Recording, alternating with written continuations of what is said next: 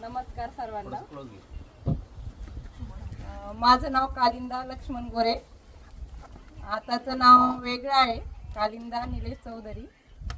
माझं शिक्षण 12वी पर्यंत इथेच झालं आणि 12वी नंतर आई वडिलांची परिस्थिती गरीब होती माझ्या.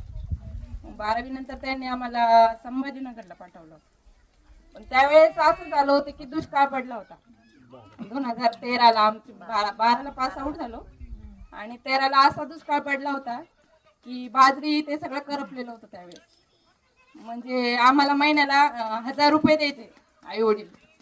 पण मग आम्ही गरीब परिस्थितीतून निघालेलो होतो. सुनीता आणि मी आम्ही सोबतच राहायचो. मग त्यावेळेस आम्हाला 1000 रुपयात पूर्ण महिना म्हणजे 400 रुपये रूम भाडं, पत्राची रूम केलेली होती आम्ही. म्हणजे आई वडिलांची परिस्थितीची जाण होती थोडक्यात सांगायचं म्हणजे.